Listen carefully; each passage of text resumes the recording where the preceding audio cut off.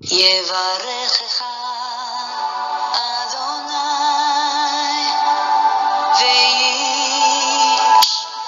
וישמרך. 예바레크카 아도나이 베이시메레카. 사랑하는 성도 여러분, 오늘 하루도 전지전능하신 임마누엘의 하나님께서 여러분에게 복을 주시고 여러분을 안전하게 지켜주시기를 축복합니다. 아멘. 할렐루야. 우리의 생명 되시고 우리의 창조주가 되시는 여호와 하나님, 우리 아버지를 송축합니다. 죄와 허물로 죽었던 우리 인생, 사망이었고 어둠이었던 우리를 다시금 아버지의 품에 안기게 하시고 생명이여 빛으로 다시 거듭나게 해주신 예수 그리스도의 그 놀라운 그 희생의 사랑을 찬양합니다. 우리 안에서 오늘도 열심으로 일하시며 우리의 옛사람을 다 벗겨내시고 아름다우신 예수 그리스도의 그 형상으로 우리를 다듬어 가시는 성령님의 그 역사하심, 그 끊임없는 그 사랑과 우리를 향하신 그 역사하심을 찬양합니다. 오늘 1.19 성경 장별 강의 212번째 시간으로 오늘 사사기 1장을 시작하도록 하겠습니다. 지난번에 여호수아를 마치고 조금 준비하는 시간을 가졌습니다. 자, 이제 오늘부터요, 6월 1일부터 이제 사사기 21장을 우리 함께 한 장씩 공부하도록 하겠습니다. 오늘 1장의 제목의 말씀은 지체되는 가나안 정복 전쟁이라는 제목입니다. 그동안 여호수아의 주도로 이 가나안 정복 전쟁 및 이 각 지파의 땅 분배 어떤 역사가 일단락이 되었습니다. 하지만 그렇다고 해서 이스라엘이 하나님이 약속하신 땅을 모두 정복한 것은 아니었습니다. 아직 미정복한 지역이 곳곳에 산재해 있었던 것입니다. 따라서 이스라엘은 비록 여호수아는 지금 죽었지만 여호수아의 주도로 그동안에 쭉 진행해 왔던 이 정복 사업은 끝까지 완수되어져야만 했습니다. 그래서 오늘 이 사사기 이제 특별히 1장 본장에서는요, 이스라엘의 영적 지도 지파로 하나님께서 그렇게 택하신 이 유다 지파의 이제 주도하에 그동안에 이제 진행되어 왔던 이 정복 사업이 계속 이제 이어가시는 것을 우리는 보게 됩니다. 자, 이제 유다 지파를 선두로 해서 나머지 지파 사람들이 자기에게 할당된 땅들을 이렇게 정복해가는 이야기가 쭉 전개될 텐데요.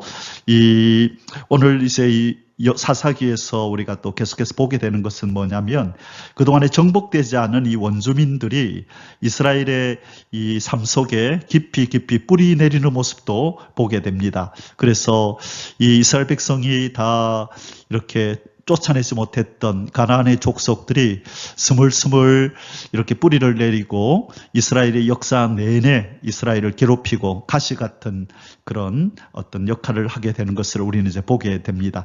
마찬가지로 완전히 도말되지 않은 우리의 죄악은 우리 인생 내내 우리를 괴롭히며 우리의 영혼을 노략질한다는 것을 보여주는 것입니다. 자, 그래서 우리가 이 정복되지 않은 이 칠족속은 바로 무엇을 의미한다고요?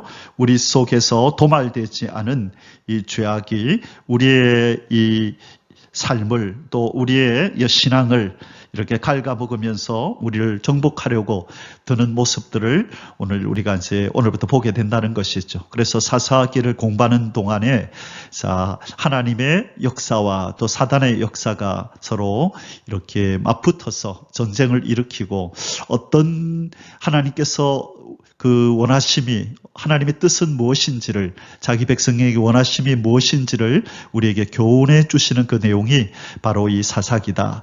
이 하나님이 없이 자기의 소견에 오른 대로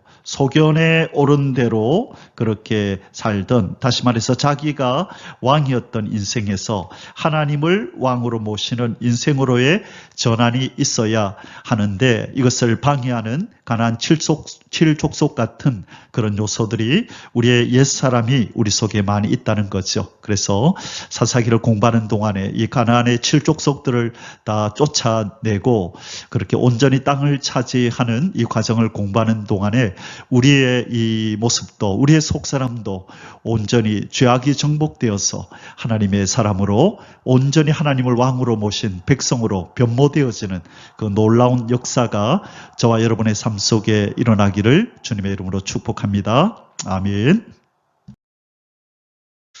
자, 그러면 서론적으로 우리가 사사기를 시작하기 전에 이 사사기와 관련된 우리 도움말들을 좀 살펴보고 들어가도록 하겠습니다. 첫 번째 명칭입니다. 이 사사기라는 이 책 이름은 어디서 나왔냐면요. 히브리 성경의 그 이 사사기 책 이름인 쇼페팀이라는 데서 유래를 했습니다. 그래서 히브리 성경에 보면 사사기를 쇼페팀이라고 이렇게 책 이름이 적혀 있는데요. 이 쇼페팀이라는 것은 무엇이냐면 이 여호수아 이후부터 사무엘 시대까지의 이스라엘의 군사 사법권을 가진 비상시적 비세습적 지도자들을 지칭하던 용어입니다. 그러니까 왕들이 나오기 전에 이 군사적인 문제, 이 사법적인 문제, 이런 문제를 이렇게 판단해주고 결정하는 이런 어떤 그런 지도자의 역할을 하던 사람. 이것은 이 제사장처럼 세습되는 것이 아니라 그냥 비세습적인 지도자들이라는 것입니다. 그때마다 하나님께서 필요할 때에 세우셨던, 보내셨던 이런 사람들. 그래서 군사적 또 사법적인 어떤 권한을 가지고 이런 문제를 판단하고 하나님의 뜻을 이스라엘 백성 가운데 펼쳤던 그 사람들을 이제 사사라 그러는데요. 이 쇼페팀이라는 히브리어 이 단어에서 나온 것입니다. 자, 그리고 두 번째로 이 역사적 기간, 사사기의 기간은 어느 정도 되느냐 하면 여호수아 사후 죽은 이후부터 이스라엘 왕정 체제 설립까지의 약 350년. 그래서 이 여호수아가 죽고 나서 한 350년 동안이나 쭉 이어진 시대가 바로 이 사사 시대라는 것입니다. 그리고 나서 이제 일대 왕, 이 사울 왕이 세워지죠. 그래서 그때까지의 이야기를 담고 있는 것이다. 약 350년 가량의 이야기이다. 기억하시기 바랍니다. 자, 그리고 이 사사기의 강조점은 뭐냐? 가나안 정복의 빈약한 결과들, 하나님께서 가나안을 정복하라고 명령하시고 이기게 해주시겠다고 약속하셨음에도 불구하고 이 이스라엘 지파의 이 성적은 그리 좋지 않았다는 것입니다. 자, 그래서 이 여호수아에서는 그렇게 명확하게 나타나지 않았던 이 정복되지 않은 지역들이 어디였는지 이런 부분들이 이제 사사기에서 아주 상세하게 세밀하게 나타납니다. 그래서 이스라엘 백성들이 이 가나안을 정복하는 일에 있어서 얼마나 지금 실패해왔고 불순종이 그 속에 있었는지를 우리는 보게 됩니다. 자, 그리고 이스라엘 백성이 여호와 하나님과 맺은 언약을 습관적으로 어겼음에도 불구하고 계속해서 그들을 구출하시는 하나님의 사랑이 나타납니다. 자, 그래서 가나안 정복의 빈약한 결과들과 그리고 이스라엘 백성들이 이제 계속해서 악을 행하고 범죄하는 장면들이 나타나는데요. 그때마다 하나님은 이들을 버리지 아니하시고 하나님의 사랑을 베푸셔서 그들을 구원하시는 역사를 우리가 보게 됩니다. 그리고 여호수아 사후부터 왕정 체제 설립까지 약 350년에 걸친 범죄와 징계. 자, 먼저 범죄하고 하나님이 징계하면 또 이제 이들이 회개할 때 구원을 베푸시고 그리고 나면 또 편안함이 찾아오면 또 재범죄하는 이 악순환의 패턴이 반복되는 것을 우리는 사사기를 통해서 보게 된다는 것입니다. 자, 그러면 좀 다른 내용들도 또 살펴보겠습니다. 저자입니다. 이 사사기는 누가 지었을까? 그래서 신학자들은 미상이라고 얘기를 합니다. 누가 지었는지 명확하지 않다는 것이죠. 자, 탈무드는 사무엘을 저자로 지목하지만, 자, 탈무드 아시죠? 자, 이 탈무드는 사무엘을 저자로 지목하지만 확실한 증거는 없습니다. 이 말년의 사무엘, 그러니까 사무엘의 이 노년의 혹은 그의 선지자 생도들 중 한 명이 기록하였을 것으로 추정이 됩니다. 그래서 다른 어떤 누가 아니라 이것은 사무엘이 아마 지었을 것이다. 그리고 사무엘이 가르쳤던 그 생도들이 있잖아요. 이 생도들 중에 한 명이 지었을 것으로 그렇게 추측된다는 것입니다. 1번 사무엘, 2번 선지 생도들 중 한 명, 그렇게 사람들이 추정을 하고 있습니다. 자, 그리고 이 기록 연대 몇 년도에 이것이 기록되었을까라고 할 때요. 이 성경에 사사기 17장 6절, 18장 1절, 19장 1절, 그 다음에 21장 25절에 나타나는 이 표현, 그때에는 왕이 없으므로라고 하는 이 반복된 구절들과 여부수 족속 잔존에 대한 언급, 아직까지 여부수 족속이 여전히 존재하고 있었다. 나중에 다윗에 의해서 이제 멸망을 당하는데 그 전에 이미 이 사사기에 보면 여부수 족속이 잔존해 있다는 언급이 나오거든요. 그래서 이걸 볼 때 왕정제도 설립 이후 다윗이 예루살렘을 점령하여 여부수 족속을 축출하기 이전인 BC 1050년에서 1004년 사이에 기록된 것으로 이렇게 봅니다. 사무엘 저작을 인정할 경우에는 사울왕 즉위와 사무엘 사망 시기 사이인 1050년에서 1017년 사이에 기록된 것으로 여겨집니다. 두 가지지요. 자, 그래서 사무엘이 기록했다고 했을 때는 1050년에서 1017년 사이, 아니면 그 이후에 사무엘의 생도 중에 누가 기록했다고 했다면 이 1050년에서 1004년 사이에 기록됐을 것이다. 다윗이 여부수 족속을 축출하기 이전인, 그래서 1004년 이전에 아마 기록되었을 것이다. 이렇게 추정하고 있습니다. 자, 그래서 우리가 알 수 있는 것은 이 1050년에서 1004년 사이다. 그렇게 우리가 짐작할 수 있겠습니다. 자, 그리고 수신자는 누구인가? 누가 이거 이름 모를 그 미정의 사람이 이것을 지었는데 그 누구를 향하여 이것을 보게 하려고 이 책을 성경을 썼을까? 자, 수신자는 왕정 체제 초기에 이스라엘 백성 및 진정한 왕의 통치를 필요로 하는 모든 세대의 사람들. 자, 첫 번째 수신자는 누구냐면 이스라엘 백성들이겠죠. 이스라엘 백성들. 이제 왕정 체제 초기. 그래서 왕정 체제 초기란 말은 사울 왕, 그리고 다윗 왕, 그렇죠. 이렇게 이어지는 이때에 사는 이스라엘 백성들을 위해서 기록했다는 거죠. 그래서 너희들이 왕이 없을 때는 이렇게 너희 조상들이 쭉 살아왔고 하나님 앞에서 망령된 행위를 하였는데 이제는 너희들이 새로운 마음으로 이 하나님이 세우신 왕을 중심해서 하나님을 잘 섬겨라. 아마 그런 의도로 이것을 이스라엘 백성들을 위하여 썼겠죠. 자, 그리고 넓은 의미에서 하나님께서 구약을 이렇게 쓰신 이유는 이 신약에 등장할 자기 백성들이 누구를 왕으로 모시고 살아야 하는지, 왕을 모시지 않는 인생들, 곧 만왕의 왕이신 이 예수 그리스도를 떠난 인생들, 하나님을 떠난 인생들의 그 악함, 그 배역함, 이런 것들을 보게 하면서 하나님을 떠난 자의 그 악행이 얼마나 극악한지를 보이고 우리는 하나님을 왕으로 모시는 그런 백성으로 돌아와야 한다는 것을 우리 신약에 하나님 백성들에게 이것을 보여주시기 위하여 기록되었다. 그래서 1차적 수신자는 이스라엘이고 2차 수신자는 진정한 왕의 통치를 필요로 하는 모든 세대의 사람들을 위한 것이다. 우리가 그렇게 이해할 수 있겠습니다.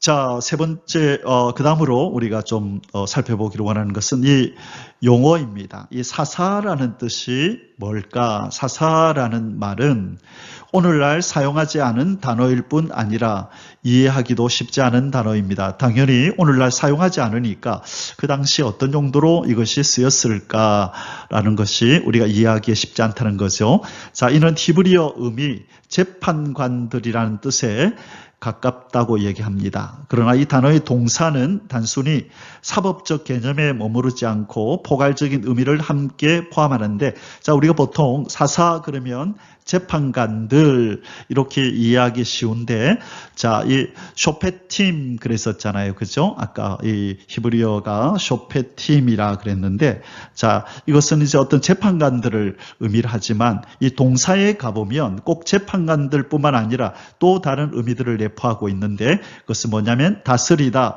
지도력을 발휘하다라는 뜻이 함께 있다는 것입니다. 자, 그래서 사사기의 본문들에서도 이 동사는 단순한 사법적 의미보다 한 지역을 통치하고 다스린다는 포괄적인 의미를 내포하고 있다는 거죠. 그래서 이 재판을 할 뿐만 아니라 다스리고 지도력을 발휘하는 이 모든 개념을 함께 아우르는 그런 표현이 바로 사사라는 것입니다. 이런 관점에서 보면 사사는 사법적이든 행정적이든 일종의 통치자라고 할 수가 있다는 것입니다. 또 사법적인 일을 맡고 행정적인 어떤 지도자로서의 역할을 한다는 것이죠.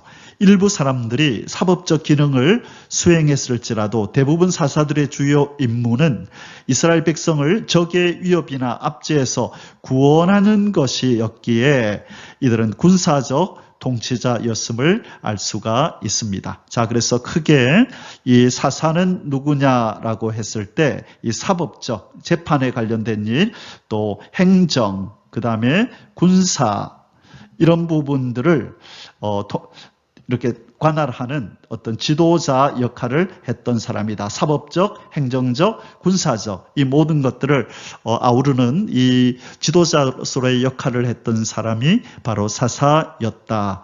우리가 용어를 그렇게 이해하고 사사기를 공부하면 좀 더 이해하는 데 도움이 되겠습니다.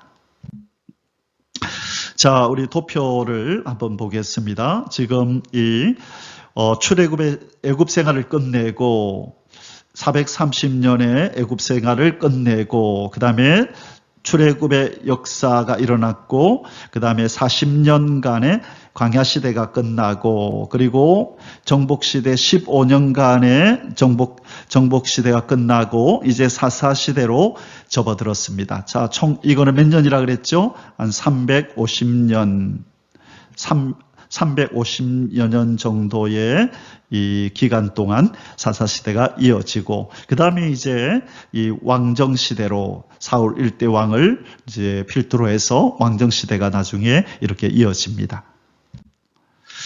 자, 지금 이 시대순으로 본 성경, 구약 성경에서 지금 우리가 어디까지 와 있죠? 바로 창세기, 출애굽기, 레위기, 민수기, 신명기, 여호수아, 그리고 이제 사사기에 이제 우리가 들어왔습니다. 자, 여기 우리가 사사기에 들어왔는데요. 이제 룻기는 바로 사사 시대에 일어났던 한 가정의 이야기가 룻기입니다. 그래서 이제 우리가 오늘부터 시작해서 사사기와 룻기를 이렇게 계속해서 살펴볼 텐데요. 사사기는 21장으로 구성되었고 룻기는 4장으로 이루어졌죠. 그래서 우리가 25장에 걸친 이 사사 시대에 있었던 이야기들을 우리가 오늘부터 쭉 공부하도록 하겠습니다. 자, 사사기는 21장까지라고 말씀드렸죠. 자, 그래서 이 몇 개로 나누어지냐면 이스라엘의 실패라는 부분, 그리고 사사들의 역사들이 쭉 나오고요. 그 다음에 저 뒤에 가면 이 타락 문제를 다루고 있습니다. 타락 문제.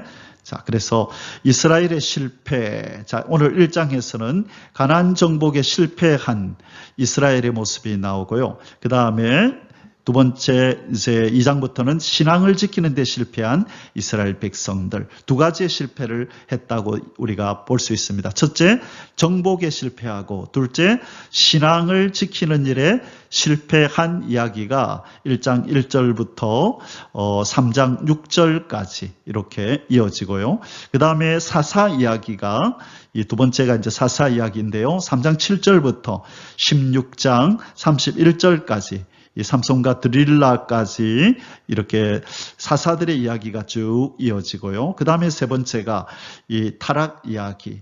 이제 첫 번째 종교적 타락 이야기, 두 번째 이 도덕적 타락 이야기 이렇게 이어집니다. 자, 그래서 오늘부터 우리 그 3장 6절까지는 이스라엘이 실패한 이야기를 다루겠습니다. 그래서 오늘 1장에서는 무슨 실패를 다룬다고요?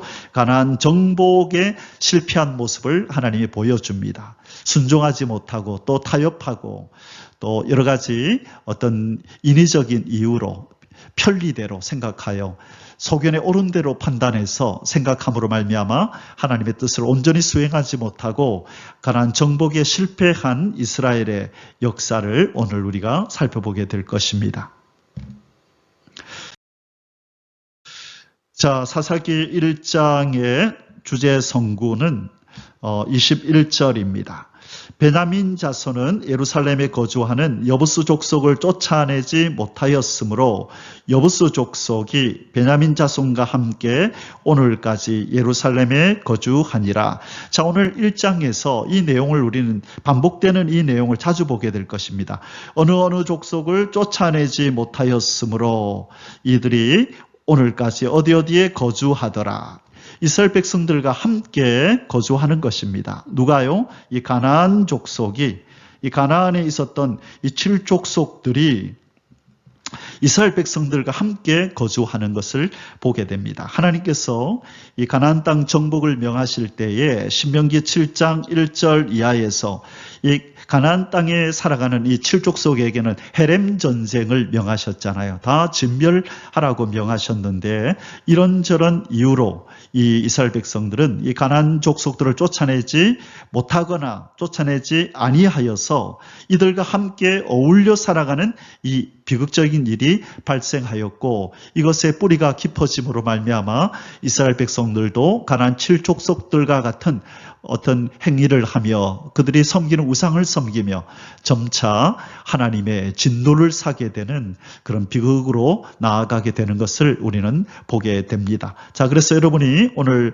사사기 오늘뿐만 아니라 1장뿐만 아니라 사사기 내내 여러분이 보게 될 것이 바로 이 가나안 족속들의 이름들이 등장하는 것을 보게 될 것입니다. 자, 이것은 하나님의 말씀에 불순종하고 어떤 이유를 대서 그렇게 타협하고 그렇게 불순종할 때에 이들이 어떠한 어려움을 당하게 되는지 마찬가지로 오늘날 하나님의 백성된 우리가 온전히 쫓아내어야 할 죄된 요소들을 쫓아내지 아니할 때 그것이 두고두고 우리의 삶과 신앙의 과시가 되어서 얼마나 우리를 고통스럽게 하는지를 우리는 이스라엘 사사시대의 역사를 보면서 우리는 간접적으로 보게 될 거고 경각심을 그렇게 갖게 될 것입니다. 성령님의 은혜로 우리가 이 사사기를 통하여 우리의 삶을 깊이 점검하고 우리의 삶에 갱신이 일어나는 그 역사로 이어지기를 주님의 이름으로 축복합니다. 아멘. 자, 사사기 1장의 소주제들은 아래와 같습니다. 1번, 이 각 지파별 정복 전쟁의 선봉에 나선 유다 지파의 정복 사업. 자, 각 지파별 정복 전쟁의 선봉에 나선 유다 지파의 정복 사업 이야기가 1절에서 20절까지 이어지고요. 두 번째로 21절부터 36절 마지막 절까지는 유다와 시므온 지파를 제외한 나머지 지파들의 가나안 정복 사업 실패. 자, 이 유다와 시므온 지파는 이렇게 나중에 본문에서 보겠지만 연합하여서 이 하나님께서 그들에게 준 이 땅들을 점령해 가는 것을 보게 됩니다. 그러나 마찬가지로 이 유다도 다 쫓아내지 않고 남겨두는 일이 있게 되는데요. 어쨌든 하나님께서 이 특별히 이제 유다를 처음으로 올라가서 누가 먼저 올라갈까요? 누가 먼저 이 정복 사업을 계속 이어갈까요? 할 때 하나님께서 유다를 지목하면서 유다 지파가 먼저 이 일을 계속 시작하라라고 말씀하시는 걸 보게 됩니다. 자, 그래서 유다 지파의 정복 사업과 그 외 나머지 지파들의 정복 사업에 대한 이야기를 오늘 사사기 1장에서 살펴보도록 하겠습니다. 자, 이제 본론으로 들어가서요. 첫 번째 소수세입니다. 각 지파별 정복 전쟁의 선봉에 나선 유다 지파의 정복 사업 1절부터 20절까지입니다. 자, 서론에서 말씀드렸듯이 가나안 정복이 완성되지 아니했습니다. 여전히 원주민들이 지금 잔존하고 있었는데요. 이때 그냥 이스라엘 백성들은 아마 이 정도면 되지 않겠습니까? 이 얼마 안 되는 이 가나안 족속들 이렇게 특별한 위협이 되겠습니까? 하고 아마 안존하려고 하는 그런 어떤 분위기가 형성이 되었었을 것입니다. 왜냐하면 오랫동안 전쟁을 치르면서 그들은 아마 지쳤을 것이고 그래서 좀 쉬고 싶은 그런 마음이 없지 않아 있었을 것입니다. 그때 하나님께서 이 유다 지파에게 명하셔서 제일 먼저 올라가서 제일 먼저 이 정복 전쟁을 다시 재개하라고 명령을 내리는 장면이 나옵니다. 자, 유다 지파는 출애굽 이후로 계속해서 이스라엘 지파의 선봉에 서서 이들의 행진을 도왔죠. 우리가 이전에 어떻게 성방을 중심해서 12지파가 자리를 이렇게 차지했는지, 그리고 행진을 할 때 누가 제일 앞장을 섰었는지 우리가 공부를 했습니다. 그때 유다 지파가 제일 앞장을 섰었잖아요. 그렇죠? 그래서 이 맨 앞에서 행군을 이끌어왔고 또 가나안 정복 전쟁에서도 가장 혁혁한 성과를 내었던 지파가 바로 유다 지파였습니다.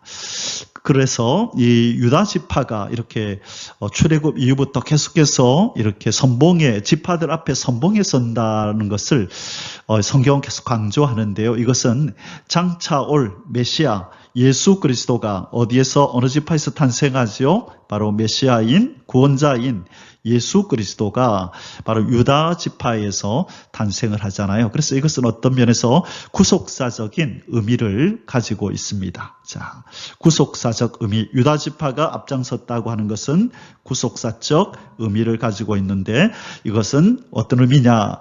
바로 유다 지파의 유다 지파를 필두로 한 정복 전쟁은 이 그리스도에 의해 유다 지파에서 탄생하게 될 그리스도에 의해서 이 악의 세력, 이 가나안 7족속 같은 악의 세력들이 완전히 정복되고 최종적인 하나님의 나라가 승리를 거두고 이제 이 땅에 온전히 세워질 것을 의미하는 것이다. 우리는 그렇게 볼 수 있는 것입니다.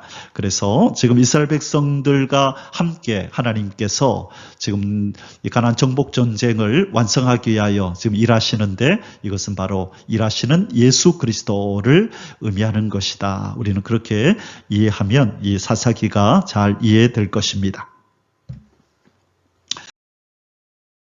1번 여호수아 사후에 각 지파별 자기 땅 정복 전쟁에서 유다 지파가 선봉에 나서 1절에서 3절입니다. 1절에서 3절 본문을 읽겠습니다. 여호수아가 죽은 후에 이스라엘 자손이 여호와께 여쭈어 이르되 우리 가운데 누가 먼저 올라가서 가나안 족속과 싸우리이까? 여호와께서 이르시되 유다가 올라갈지니라. 보라, 내가 이 땅을 그의 손에 넘겨 주었노라 하시니라. 유다가 그의 형제 시몬에게 이르되 내가 제비 뽑아 얻은 땅에 나와 함께 올라가서 가나안 족속과 싸우자. 그리하면 나도 네가 제비 뽑아 얻은 땅에 함께 가리라 하니 이에 시몬이 그와 함께 가니라. 자, 여기서 우리가 몇 가지 깨달아야 할 영적인 교훈이 있죠. 첫 번째, 여호수아가 죽은 후에 이스라엘 자손들은 이 가나안 정복 전쟁을 멈추고 제자리에 주저앉지 않았습니다. 적극적으로 하나님 앞에 여쭙습니다. 하나님, 누가 먼저 올라가서 가나안 족속과 싸우리까?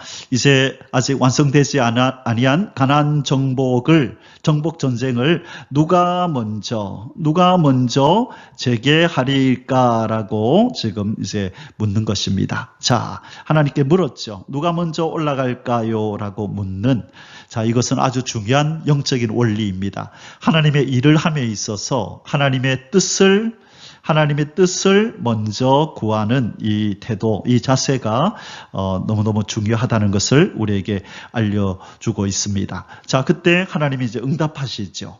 유다가 올라갈지니라. 유다가 제일 먼저 올라가라고 유다에게 유다 지파를 지목하시는 장면이 나옵니다. 이제 이들을 인도할 이 지도자가 지금 없어져 버렸습니다. 여호수아가 없어졌죠.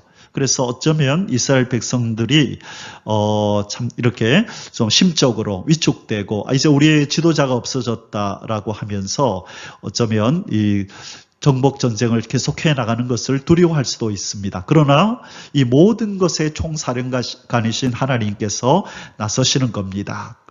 간섭하시는 거죠. 유다야 먼저 올라가라. 내가 이 땅을 그의 손에 넘겨 주었노라 하시니, 자, 뭐라고 말씀하시죠? 하나님께서 함께 하시고 승리를 주시겠다고 말씀하고 있는 것입니다. 여러분, 이 이스라엘 백성들, 곧 하나님의 백성들의 승리는 어디에서부터 출발을 하냐면 하나님이 그 손에 넘겨주시는 것에부터 출발합니다. 하나님이 승리를 주실 때에 자기 백성은 승리할 수 있다는 겁니다. 하나님이 이 적들을 손에 넘겨주지 않으면 승리할 수 없는 거죠. 그래서 이 하나님의 싸움을 대신 싸우는 이 이스라엘 백성들, 하나님의 백성들은 반드시 하나님의 뜻을 구하고 하나님이 제시하신 하나님의 방법대로 싸워야 한다는 것을 여기에서 보여주고 있는 것입니다. 자, 그런데 이제 하나님께서 유다가 먼저 올라가라고 그랬는데요. 유다가 어떻게 행동하죠? 그의 형제 시몬에게 이르되 내가 제비 뽑아 얻은 땅에 나와 함께 올라가서 가나안 족속과 함께 싸우자. 그리하면 나도 네가 제비 뽑아 얻은 땅에 함께 가리라. 우리 협업하자. 협공을 하자. 협업을 하자. 자, 내 적과 싸울 때 네가 도와주고 너의 적과 싸울 때는 내가 도와줄게. 우리 힘을 모아서 그렇게 정복하자. 자, 너무나 중요한 원리입니다. 하나님의 백성은 이 마귀의 세력과 싸울 때에 독불장군처럼 혼자 이길 수 없는 것입니다. 마귀는 어떤 자를 노리지요? 바로 혼자 있으려고 하는 자, 혼자 무엇을 하려고 하는 자. 그래서 사자와 이 사나운 들짐승들이 먹잇감을 노릴 때에 무리에서 떨어진 어떤 한 존재를, 어떤 짐승을 노리는 것입니다. 아무리 강한 사자라 할지라도요, 많은 이 하이에나나 많은 어떤 다른 짐승들이 협공을 해오면 당해내기가 어려운 것입니다. 그래서 선줄로 생각한 자는 넘어지라 한같이 우리 중에 나 혼자서도 이 영적 싸움을 감당할 수 있어, 나는 쓰러지지 않을 수 있어라고 말할 수 있는 그런 신앙인은 그 어느 누구도 없다는 것을 우리는 기억하고 항상 이 영적 전쟁에 임할 때 서로가 서로에게 힘이 되어주고 밀어주고 끌어주고 함께 힘을 보태어주는 그런 어떤 자세로, 그런 원리로 우리는 영적 전쟁에 임해야 된다는 것을 오늘 이 본문을 통해서 하나님께서 우리에게 말씀해 주시고 계십니다. 이번 유다 지파가 베색을 정복함. 4절에서 7절입니다. 유다가 올라가매, 자, 누구하고 같이 올라갔죠? 시몬 지파와 함께 올라갔습니다. 여호와께서 가나안 족속과 브리스 족속을 그들의 손에 넘겨주시니, 자, 여기 나왔네요. 이 전쟁의 승패는 어디 달렸다고요? 하나님이 그들의 손에 적을 넘겨주시느냐, 주시지 않느냐에 달렸다는 거죠. 그들이 베색에서 10,000명을 죽이고, 자, 10,000명을 죽였네요. 10,000명을 죽이고, 또 베색에서 아도니 베색을 만나 그와 싸워서 가나안 족속과 브리스 족속을 죽이니, 아도니 베색이 도망하는지라 그를 쫓아가서 잡아 그의 엄지 손가락과 엄지 발가락을 자르매, 아도니 베색이 이르되 옛적에 70명의 왕들이 그들의 엄지 손가락과 엄지 발가락이 잘리고 내 상 아래에서 먹을 것을 줍더니 하나님이 내가 행한 대로 내게 갚으심이로다 하니라. 무리가 그를 끌고 예루살렘에 이르렀더니 그가 거기서 죽었더라. 자, 여기서 중요한 것은 두 가지죠. 첫 번째, 하나님이 그들의 손에 이 대적들을 넘겨주셔야 승리할 수 있다는 것. 자, 그리고 두 번째는요, 이 아도니 베색을 잡아가지고 이스라엘 백성들이 어떻게 했냐면요, 이 아도니 베색의 엄지 손가락과 엄지 발가락을 잘랐답니다. 자, 이것은 하나님의 명한 일도 아니고 그냥 평범하게 적들에게 행한 일도 아닌데 지금 이렇게 갑자기 이 아도니 베섹의 엄지손가락, 엄지발가락을 잘랐대요. 그런데 지금 아도니 베섹이 자기 스스로에게 이렇게 말하네요. 옛적에 70명의 왕들이 그들의 엄지손가락과 엄지발가락이 잘리고 내 상 아래서 먹을 것을 줍더니 하나님이 내가 행한 대로 내게 갚으심이로다. 아도니 베섹이 이전에 이 70명의 왕들에게 이렇게 행동을 했다는 거죠. 그래서 그대로 그가 아도니 베섹이 지금 심판을 당하고 있다라고 판단하는 것입니다. 자, 이 하나님을 알지 못하는 자의 입에서 이렇게 터져나온 고백이고 이야기이지만 이것은 영적 진리입니다. 행한 대로 갚으심이로다. 자, 우리 주님께서 이 땅에 오실 때에 행한 대로 갚으신다. 그렇게 말씀하셨죠. 자, 우리 주님께서 친히 말씀하시는 요한계시록에 보면요. 이 요한계시록 2장 23절 그리고 18장 6절 그리고 22장 12절에 보면 계속해서 주님께서 행위대로 내가 너희 각 사람의 행위대로 갚아주리라. 또 18장 6절에도 보면요. 그의 행위대로 갑절을 갚아주고 또 22장 12절에도 보면요. 행한 대로 갚아주리라는 말씀을 계속해서 하고 계십니다. 자, 그래서 우리가 악인들은 그들이 행한 악으로 말미암아 심판에 이를 것이고 하나님을 섬기는 우리는 하나님 앞에서 우리가 행한 대로 상급을 또 받게 될 것입니다. 자, 그래서 오늘 이 아도니 베섹은 그가 이전에 행했던 이 악행대로 그가 지금 보응을 받고 있다라고 이렇게 고백을 하는데, 자, 여기서 우리가 생각해 볼 것은 왜 이렇게 이스라엘 백성이 이 아도니 베섹의 엄지손가락과 엄지발가락을 자르는 행위를 했을까? 너무 좀 잔인한 행위가 아닐까 그러는 생각이 좀 듭니다. 자, 오늘 이 부분에서 우리가 결론적으로 결론을 내릴 수 있는 것은요.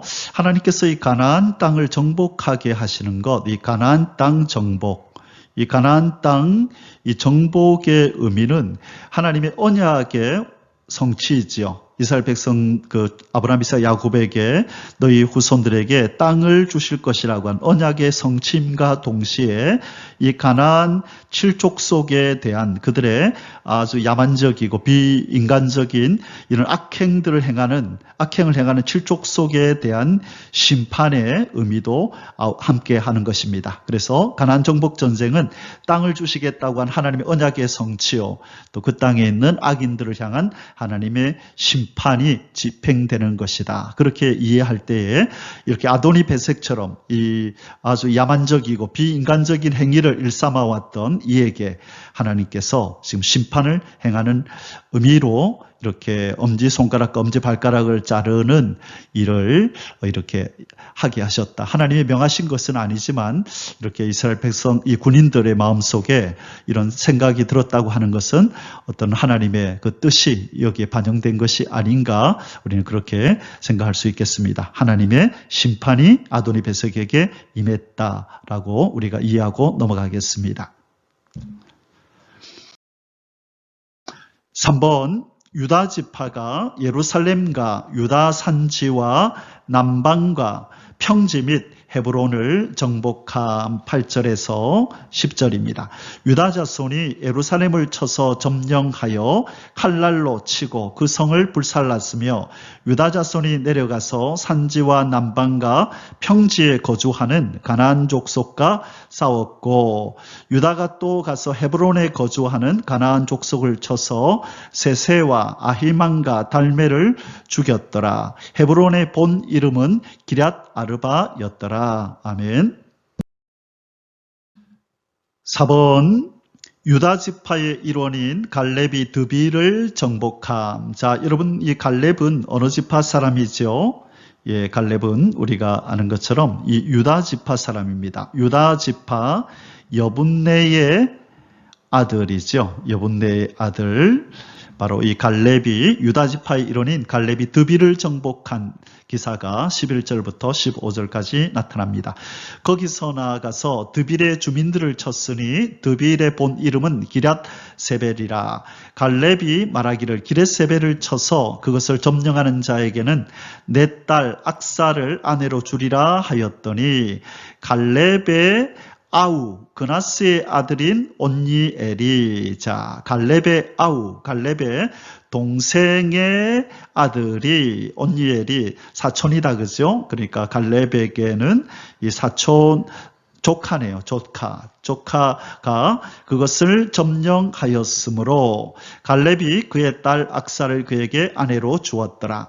악사가 출가할 때에 그에게 청하여 자기 아버지에게 밭을 구하자 하고 나귀에서 내리매 갈렙이 묻되 네가 무엇을 원하느냐 하니 이르되 내게 복을 주소서, 아버지께서 나를 남방으로 보내시니 샘물도 내게 주소서 하매 갈렙이 윗샘과 아랫샘을 그에게 주었더라. 자, 지금 14절에 보니까 악사가 출가할 때 그에게 청하여, 이 그라고 하는 것은 온니엘이겠죠. 남편에게 청하여 자기 아버지에게 밭을 구하자. 자, 땅을 구하고 그 다음에 샘물도 내게 주소서. 자, 물도 구하자. 그렇게 얘기를 했네요. 자, 그래서 밭을 구할 뿐만 아니라 샘물도 내게 주소서. 이 아버지가 이 딸을 이 온니엘에게 줄 때에 어떤 밭을 주거나 샘물도 준다는 이런 얘기는 없었었잖아요. 그런데 아주 능동적으로, 적극적으로 이 딸 악사와 이 또 그 남편 온니엘은 적극적으로 아버지에게 가서 밭도 주시고 샘물도 주소서라고 그렇게 구하는 장면이 나타납니다. 자, 그런데 이 아버지가 이것을 꺼려했나요? 거부했나요? 아니죠. 내게 주소서 하며 갈렙이 어떻게 했다고요? 갈렙이 바로 윗샘과 아랫샘을 그에게 주었더라. 자, 샘물 달라 하니까 윗샘, 아랫샘을 다 주었다. 그렇게 말씀하고 있습니다. 예, 저는 이 구절을 읽다가 문득 신약에 이 구절이 떠올랐습니다. 바로 어떤 구절이냐면요, 이 야고보서 말씀인데요. 야고보서에 보면 바로 이런 내용이 있죠. 1장 5절입니다. 야고보서 1장 5절에 보면 너희 중에 누구든지 지혜가 부족하거든 모든 사람에게 후히 주시고 꾸짖지 아니하시는 하나님께 구하라. 그리하면 주시리라. 자, 우리 하나님은 어떻게 주시는 분이라고 얘기를 하죠? 후히 주시고 꾸짖지 않으신다. 구하는 것보다 더 후히 주시는 하나님 아버지시다. 이렇게 말씀하고 있죠. 이 구절이 떠오르고 그 다음에 시편의 이 81편 10절에서 11절이에요. 참 제가 좋아하는 내용 구절 중에 하나인데요. 이런 말씀이 있습니다. 나는 너를 애굽 땅에서 인도하여 낸 여호와 내 하나님이니 내 입을 크게 열라. 내 입을 넓게 크게 열라. 내 입을 크게 열라 내가 채우리라 하였으니, 자, 하나님께서는 이스라엘 백성들에게 뭐라고 말씀하신다고요? 너의 입을 크게 열라 내가 채우리라. 그래서 우리 하나님, 크시고 광대하신 하나님의 자녀된 우리는 하나님 앞에 구할 때 쪼잔하게 작은 것 그런 거 구하지 말고 풍성하게 후히 달라고 그렇게 구하라는 것입니다. 입을 크게 벌려서 그렇게 간구하라는 것입니다. 그럴 때 하나님께서는 채워주시겠다고 말씀하십니다. 자, 그래서 지금 이 자비로운 아버지를 두었던 이 악사는 이 온니엘과 결혼하여 이제 아비 집을 떠날 때에 밭을 구하고 샘물도 구하니 이 아버지 갈렙이 윗샘과 아랫샘도 주고 밭도 주고 후히 주고 꾸짖지 아니하는 모습을 보이죠. 우리도 하나님 앞에 늘 간구하고 풍족하게 그렇게 하나님으로부터 받는 그런 어떤 영적인 체험들을 많이 누리기를 주님의 이름으로 축원합니다. 입을 크게 벌리고 하나님 앞에 아뢰기를 바랍니다. 5번 모세의 장인 이드로의 출신 족속인 겐 사람들이 유다 지파와 함께 여리고로부터 올라가서 아랏 남방의 유다 항무지에 이르러 유다 지파와 함께 거함. 자, 유다 지파가 정복한 땅에 바로 이 이드로, 모세의 장인 이드로의 출신 족속인 겐 사람들이 바로 유다 지파가 점령해 놓은 그곳으로 이제 와가지고 그 유다 항무지에 이르러 유다 지파와 함께 거했다라는 장면이 나옵니다. 16절입니다. 모세의 장인은 겐 사람이라 그의 자손이 유다 자손과 함께 종려나무 성읍에서 올라가서 아랏 남방의 유다 항무지에 이르러 그 백성 중에 거주하니라. 아멘. 자, 여기에 보니까 이 유다 지파가 점령한 땅에 이전에 바로 이 모세의 장인 이드로의 출신 족속인 이 겐 사람들이 올라와서 함께 거했다. 이것은 바로 유다 지파의 승리에 힘입어서 유익을 얻은 바로 겐 지역 사람들에 대한 언급이죠.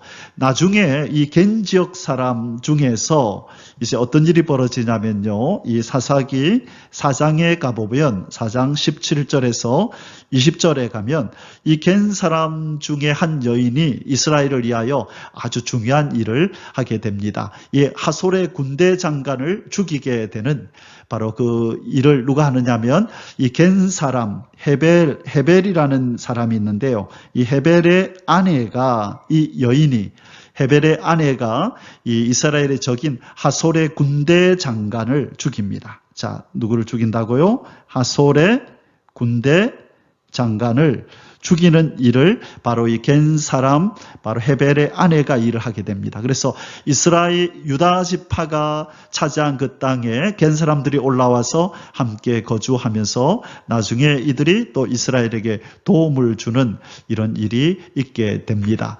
자, 이 언약 백성의 승리 덕에 새로운 언약 백성이 생겨나고 또 이들은 하나님의 나라를 위해서 큰 공을 세우게 되는 거죠. 그래서 우리에게 주신 교훈이 뭐죠?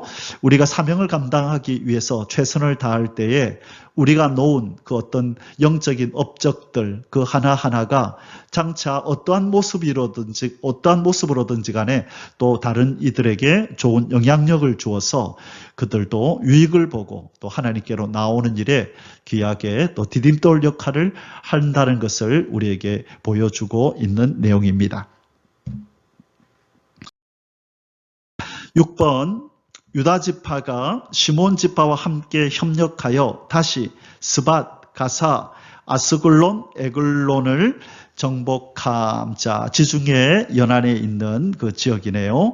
자, 17절에서 18절입니다. 유다가 그 형제 시므온과 르시레유. 자, 유다는 넷째 아들이고 야곱의 넷째고 시므온은요 르시 둘째네요. 둘째.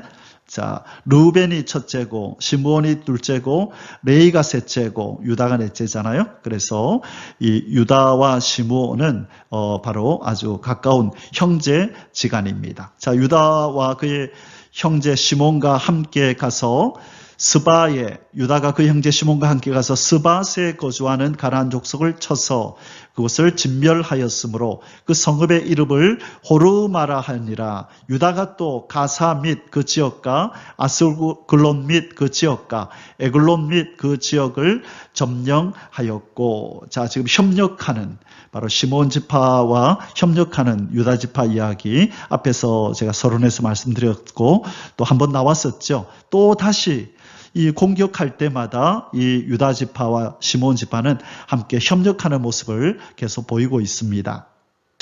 자, 지금 이 유다 지파는 이 가장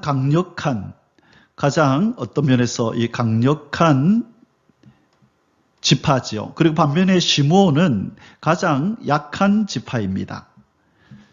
이전에 바알부올 이 사건으로 말미암아 이 인구수가 그 전염병으로 말미암아 그 하나님께서 진노하실 때에 가장 많은 사람이 인구가 죽게 되어서 인구수가 급속도로 줄어들었던 그런 시몬 지파였습니다. 그런데 이 힘이 가장 셌던 이 유다 지파가 힘이 가장 약했던 이 시몬 지파에게 도움을 청해서 함께 협업을 하는 이 장면이 나옵니다. 자, 이 유다 지파는 교만하지 아니하고 그 하나님의 뜻을 행할 때에 힘을 보태어 달라고 가장 약한 이 지파에게 도움을 청하는 이런 장면을 통해서 우리가 영적으로 얻게 되는 교훈이 있는 것입니다. 아무리 자기가 달란트가 있고 능력이 있다 할지라도 하나님의 일은 나의 힘만으로 하는 것이 아니라 함께 어울려서 서로 협력하며 해야 한다는 것을 여기서 보여주고 있습니다.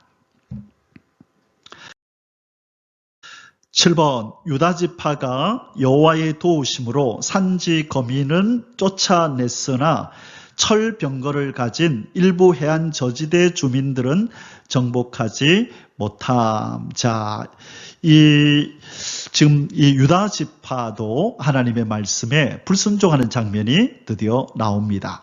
자, 지금까지 아주 그 하나님의 명령을 따라 잘 행하고 일사천리로 지금 정복 전쟁을 잘 치르는 것 같았었는데 이 옥의 티처럼 한 가지 불순종하는 장면이 나오네요. 19절입니다. 여호와께서 유다와 함께 계셨으므로 그가 산지 주민을 쫓아내었으나 골짜기의 주민들은 철병거가 있으므로 그들을 쫓아내지 못하였으며, 자, 이 철병거가 있는 이 주민들은 쫓아내지 못했다고 말씀합니다.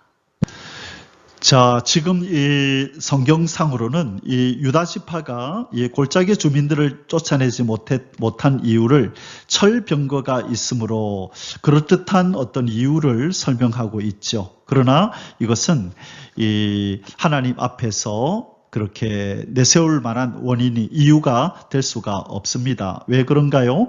하나님께서는 가나안의 족속들을 다 쫓아내게 해주겠다고 하나님이 약속하셨잖아요. 하나님이 언약하셨다고요. 승리를 보장해 주시겠다고, 하나님께서 승리를 주시겠다고 분명히 언약하셨음에도 불구하고 이들이 인간적으로 판단할 때 강한 무기를 가지고 있다고 해서 이들을 쫓아내는 일을 도중에 포기한 것입니다.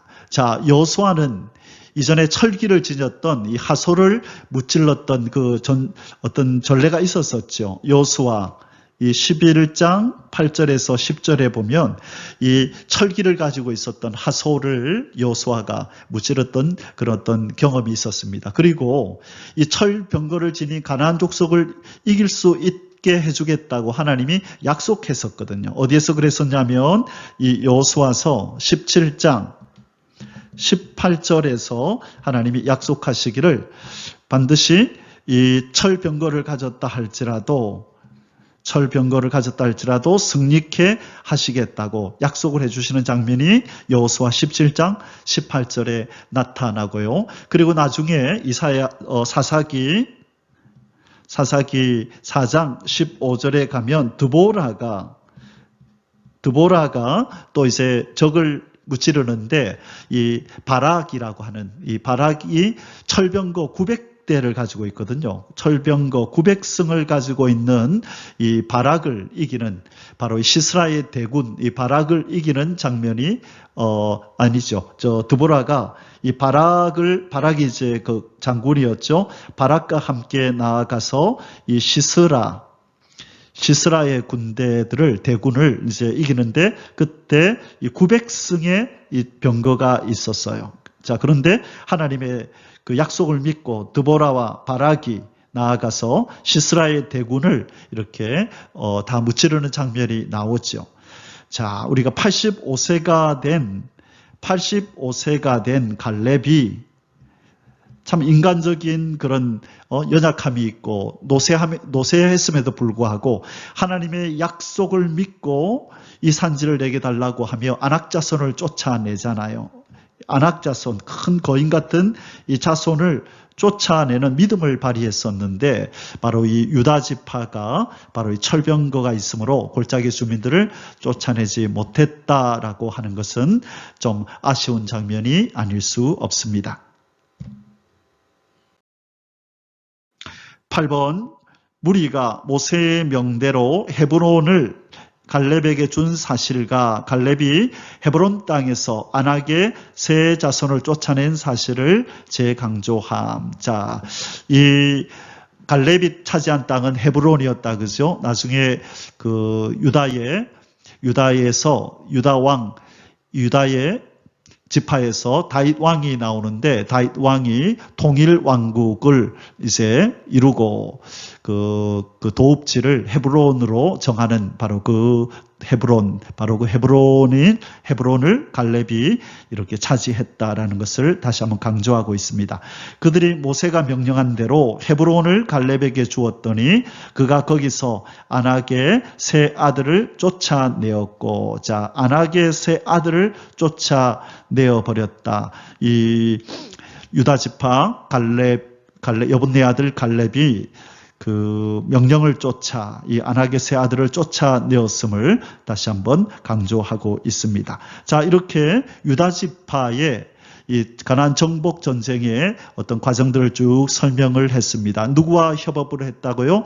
시므온 지파와 협업을 해서 하나님 명하신 정복 전쟁을 성공적으로 치루었는데 아쉬운 것은 철병거가 있었던 그 지역 사람들을 쫓아내지 않고 내버려 두었다는 것입니다. 이것이 화근이 되었겠죠. 이것이 또 이스라엘에게 미치는 영향이 아마 적지 않았을 것입니다. 그래서 이 지파 저 지파 사람들이 약간씩 남겨놓은 이 가나안 족속들이 시간이 지나면서 그들이 힘이 강건해지고 강성해져서 오히려 이들에게 어려움을 당하고 쫓겨나는 일도 이제 발생하게 됩니다. 이제 계속해서 그 내용들을 살펴보도록 하겠습니다.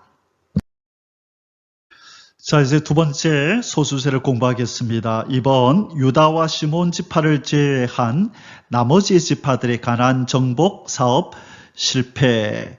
자, 지금 유다와 시몬 지파의 정복 과정을 우리가 살펴봤고요. 이제 나머지 지파들은 어떻게 가나안 정복을 재개했는지, 그리고 그들의 정복 이 과정은 어떠했는지, 어떻게 실패했는지 21절에서 36절까지 말씀을 통해서 살펴보겠습니다. 1번, 베냐민 지파가 예루살렘에 거한 여부수 사람을 쫓아내지 못해 사사기 기록 당시까지 그들과 함께 거하고 있었음. 자, 지금 베냐민 지파는 어디 있었었죠? 바로 이 유다 지파 바로 위에 있었죠. 유다 지파 바로 위에, 조금 이따 지도를 다시 보여드리겠습니다. 바로 유다 지파 바로 위에 있었던 이 베냐민 지파가 이 예루살렘에 거한 여부수 사람을 쫓아내지 못해서 이 사사기 기록 당시까지도 그들과 함께 거하고 있었다. 그렇게 기록하고 있습니다. 21절입니다. 베냐민 자손은 예루살렘에 거주하는 여부수 족속을 쫓아내지 못하였으므로 여부수 족속이 베냐민 자손과 함께 오늘까지 예루살렘에 거하니라. 이 오늘까지라는 말은 지금 이 저자가 이것을 기록할 당시겠죠. 이 사사기를 기록할 당시까지, 그것이 사무엘이거나 아니면 사무엘의 생도 중에 한 사람이거나 바로 그때까지도 여부수 사람이 이 예루살렘에서 이 베냐민 자손과 함께 거주하고 있었다라고 말하고 있습니다. 자, 유다 지파도 약간 남겨뒀었는데, 그렇죠? 그리고 베냐민 지파도 또 예루살렘의 여부수 족속을 또 약간 또 남겨뒀습니다. 자, 그러면 이제 요셉 족속은 어떠한지 한번 보도록 하겠습니다. 자, 이번 요셉 족속이 베델을 정복함. 요셉 가문도 베델을 치러 올라가니. 자, 여기서 요셉 가문이라고 하는 말은 바로 이 므낫세와 에브라임을 이야기하겠죠. 자, 에브라임 바로 제일 밑에 유다가 있고, 그 다음에 바로 위에 베냐민이 있고, 그 위에 에브라임이 있고, 그 위에 므낫세가 있거든요. 자, 그래서 이 요셉의 가문이라는 말은 제일 먼저 지금 유다 지파가 정복 전쟁을 하는 얘기를 했고, 그 다음에 베냐민 이야기를 했고, 그 다음에 요셉 가문 얘기는 바로 에브라임 지파와 므낫세 이 두 지파가 지금 함께 이 베델을 치러 올라갔다, 이 이야기를 하고 있습니다.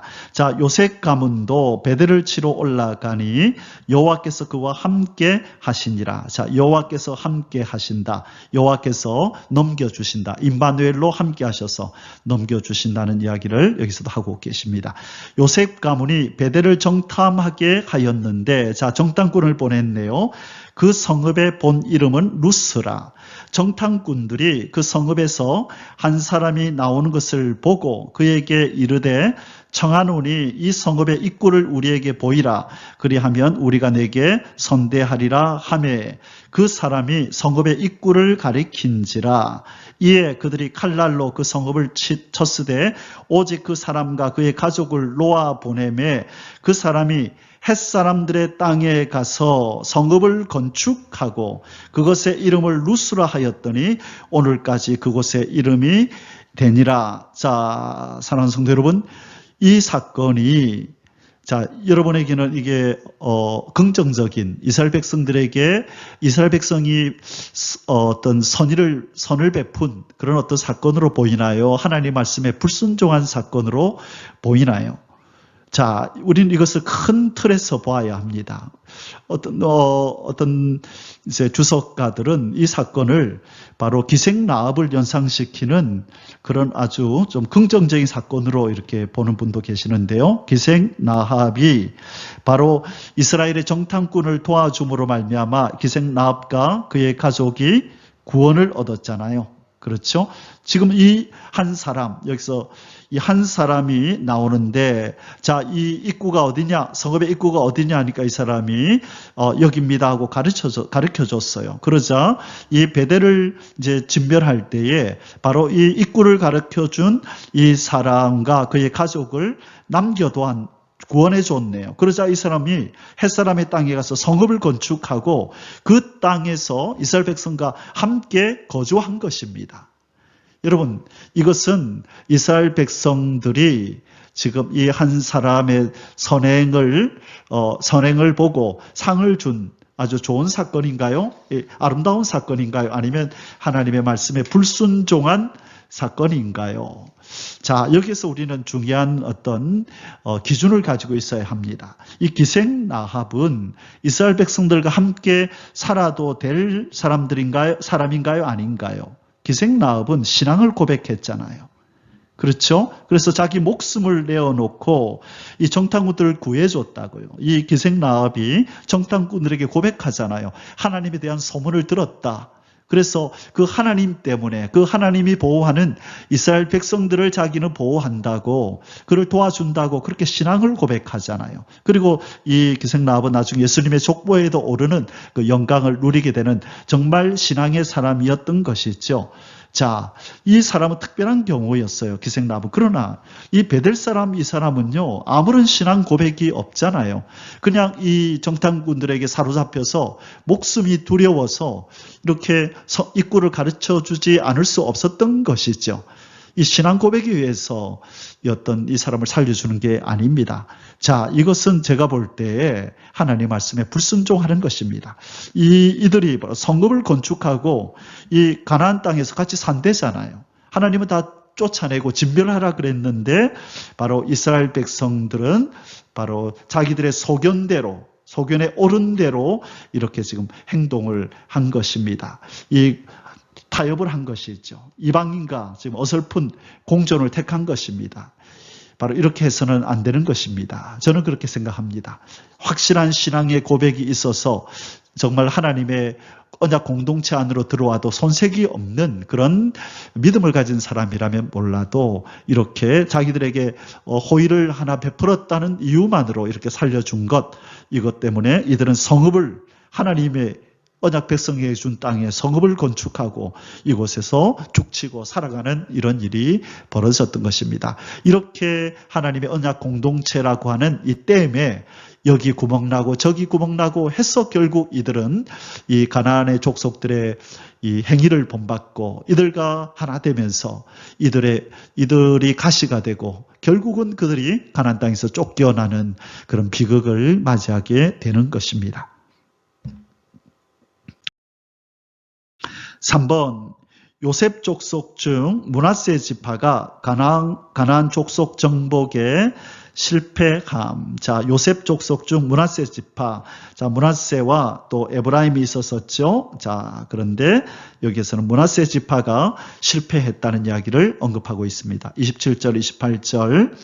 므낫세가 베스안과 그에 딸린 마을들의 주민과 다아낙과 그에 딸린 마을들의 주민과 돌과 그에 딸린 마을들의 주민과 이블루암과 그에 딸린 마을들의 주민과 무깃도와 그에 딸린 마을들의 주민들을 쫓아내지 못하매 가나안 족속이 결심하고 그 땅에 거주하였더니 이스라엘이 강성한 후에야 가나안 족속에게 노역을 시켰고 다 쫓아내지 아니하였더라. 자, 계속해서 나오는 게 뭐라고요? 주민들을 쫓아내지 못하매 다 쫓아내지 아니하였더라. 대신에 뭐 했다고요? 타협을 한 거죠. 자, 너희들은 우리의 종으로 자, 노역을 해라고 타협을 한 것입니다. 하나님은 뭐라고 하셨는데 진멸하라 헤렘 전쟁을 명령했잖아요. 그런데 이들은 타협한 것입니다. 쫓아내지 않은 것입니다. 그래서 결국은 이것들로 인하여서 이제 나중에 그들은 가시가 되어서 이스라엘의 옆구리를 찌르고 눈을 찌르는 그런 일들이 벌어지게 된 것입니다. 4번 요셉 족속 중 에브라임 지파 역시 게셀에서 가나안 거민을 완전히 쫓아내지 못하고 그들과 함께 거함. 자, 므낫세 족속뿐만 아니라 에브라임 지파 역시도 완전히 가나안 거민을 쫓아내지 못했다. 그들과 함께 거했다라고 여기도 나옵니다. 에브라임이 게셀에 거주하는 가나안 족속을 쫓아내지 못하며 가나안 족속이 게셀에서 그들 중에 거하니라. 자, 아까 므낫세 지파 때요.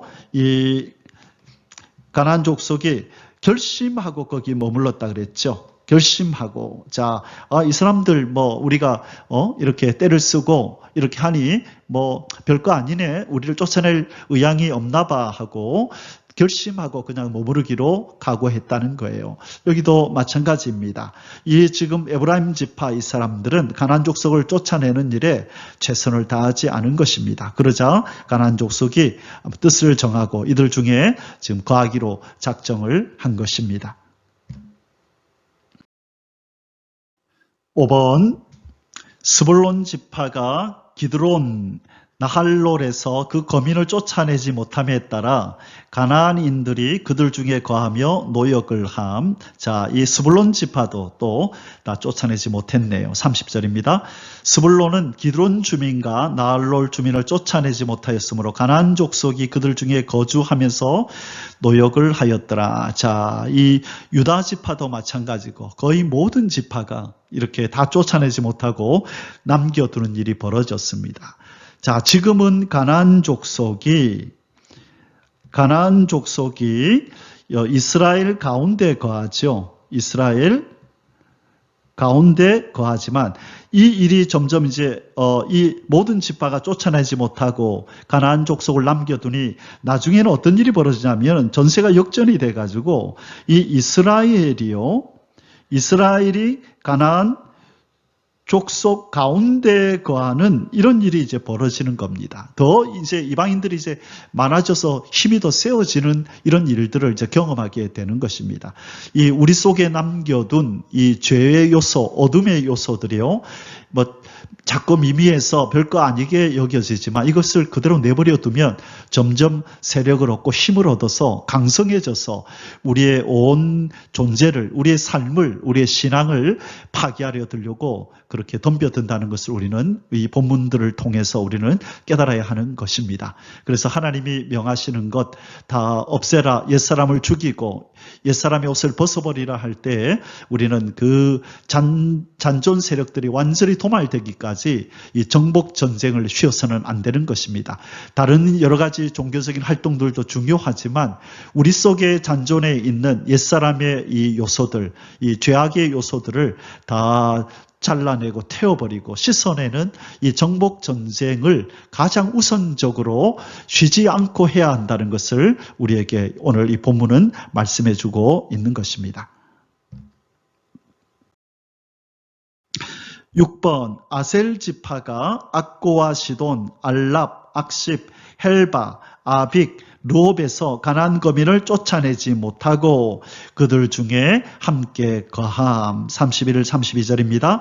아셀이 악고 주민과 시돈 주민과 알랍과 악십과 헬바와 아빅과 루옵 주민을 쫓아내지 못하고 아셀 족속이 그 땅의 주민 가나안 족속 가운데에 거주하였으니 이는 그들을 쫓아내지 못함이었더라. 자, 여기에 나왔죠.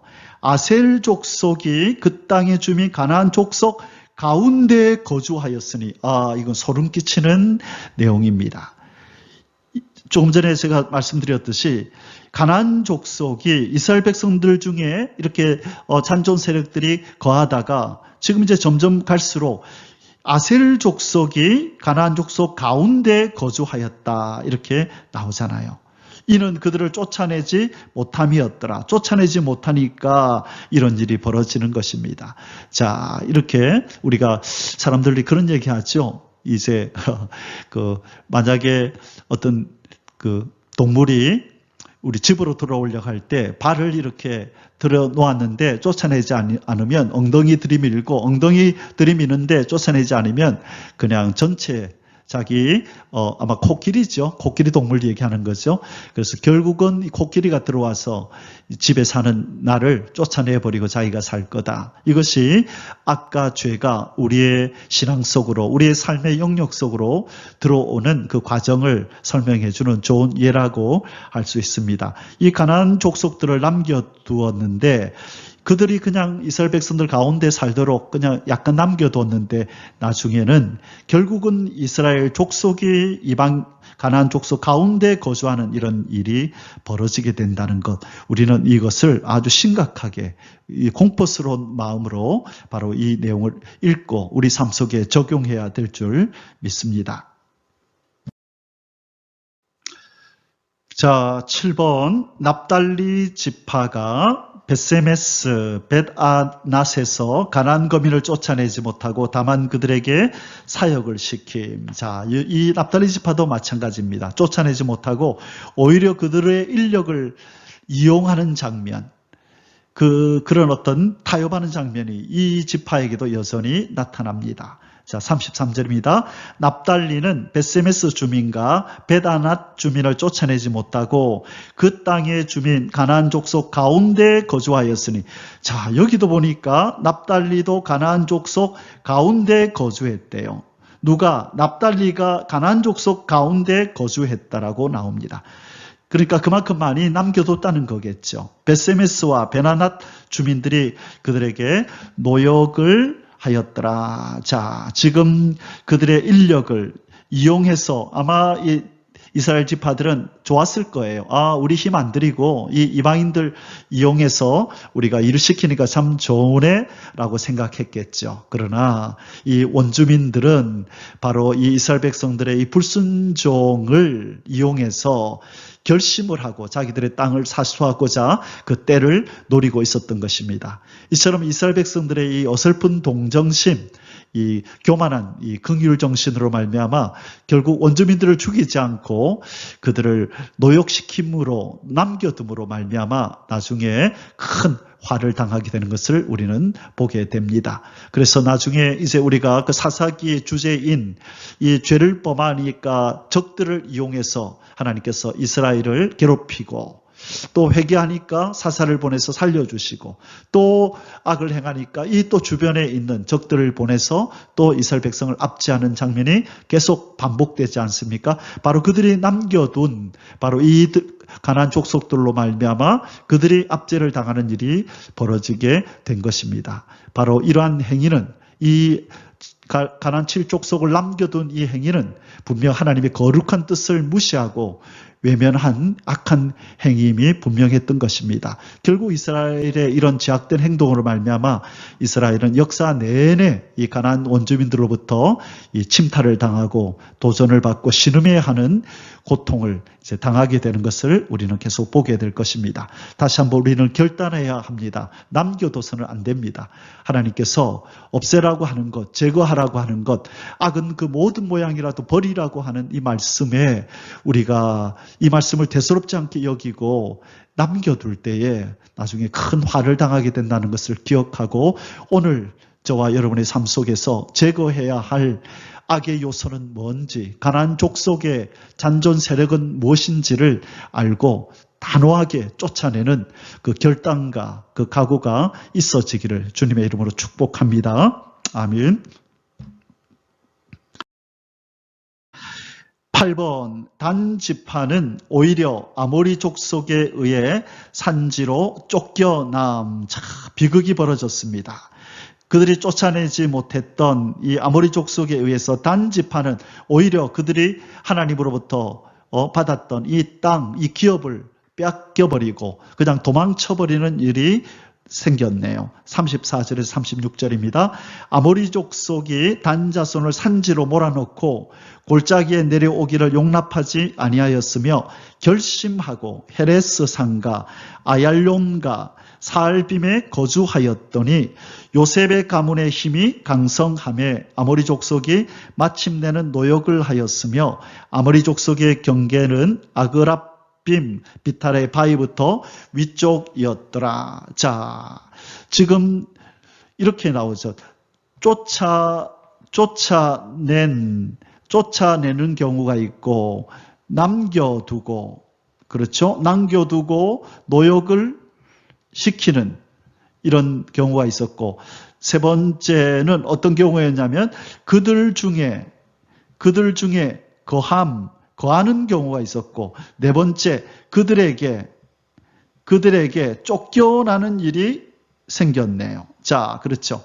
그래서 그들을 어떤 족속들은 쫓아내버렸는데 어떤 족속들은 남겨두고 노역을 시켰습니다. 그리고 더 나아가서 이제는 그 수를 얼마나 남겼든지 그들 중에 이스라엘 지파가 거했다라고 표현이 나오고요. 그리고 더 나아가서 단 지파는 이 가나안 족속들에 의해서 쫓겨나는 이 비극적인 일이 벌어졌던 것입니다. 자, 여기에서 제일 하나님이 원하셨던 것은 무엇이죠? 쫓아내야 되는 거죠. 온전히 쫓아내야 되는데 어떤 족속들은 쫓아냈는데 남겨두고 노역시키고 오히려 그들 중에 거하고 오히려 그들에게 쫓겨나는 이런 비극적인 일이 벌어져서는 안 되는 것이었죠. 첫 번째 1번을 선택했어야 되는데 그들은 2번과 3번과 4번을 이렇게 경험하게 되는 일이 있었습니다. 이거는 불순종입니다. 불순종. 이것의 결과를 이 이스라엘 백성은 역사 내내 톡톡히 경험해야만 했던 것입니다. 사랑하는 성도 여러분, 이제 사사기 1장의 결론을 맺겠습니다. 승기를 놓치면 오히려 역전패 당한다. 자, 단 자손을 산지로 몰아넣었던 이 가나안 족속의 이야기가 34절에 나왔었죠. 아모리 족속이 단 자손을 산지로 몰아넣고 골짜기에 내려오기를 용납하지 아니하였으며 이 아모리 족속에 의해서 산지로 쫓겨난 도망친 단자손, 단지파 얘기가 나옵니다. 자, 가나안 족속을 완전히 진멸하라는 하나님의 명령에도 불구하고 남겨두었던 이들이 바로 이렇게 세력이 이제 강성하여져서 오히려 그들을 이길 수 있었던, 그들을 몰아내려고 했던 단자손을 오히려 산지로 몰아넣는 일이 벌어진 것입니다. 그래서 이렇게 남겨둔 자들에 의해서 결국 이스라엘은 나중에 이들의 영향을 받아서 타락하고 고초를 당하게 되는 그런 경험을 하게 되는 것이죠. 이것은 우리에게 무엇을 말씀해 주나요? 이 구원받은 성도들이라 할지라도 이 죄에 대해서 소홀히 여기면 안 된다는 것이죠. 남겨둔 이 과거의 죄, 이것에서 벗어나기 위해서 노력하지 않으면 이렇게 죄 때문에 오히려 큰 낭패를 당하게 된다는 걸 보여줍니다. 아무리 작은 죄라 할지라도 그대로 남겨두면 결국은 그 죄가 우리를 삼키게 될 것이라는 걸 말하고 있는 것입니다. 아무리 작은 죄라도 우리는 회개하고 멀리하는, 그렇게 우리 삶 속에서 제거하는 이 노력을 해야만 한다는 것입니다. 자, 언제 그렇게 해야 된다고요? 승기를 잡았을 때 끝까지 잔존 세력을 다 진멸해버려야 하는 것입니다. 남겨두면 안 되는 것입니다. 이 정도면 되겠지 하고 남겨두고 함께 어울려서 살고 노역을 시킨다는 명분하에 일손을 얻는다는 명분하에 그냥 남겨두고 그냥 그랬다가는 나중에 오히려 그들에게 역공을 당하게 돼서 역정패 당한다는 것을 보여주는 것입니다. 사랑하는 성도 여러분, 결론적으로 우리 다시 한번 각오하고 결단하기를 원합니다. 저와 여러분의 삶 속에서 끊어버려야 할 것, 제거해야 할 것, 버려야 할 것, 이 어둠의 일, 죄된 일이 없는지 돌아보고 하나님 앞에 기도하며 결단하며 그것에서 돌이키는 저와 여러분의 삶이 되어지기를 주님의 이름으로 축복합니다. 아멘. 할렐루야. יברכך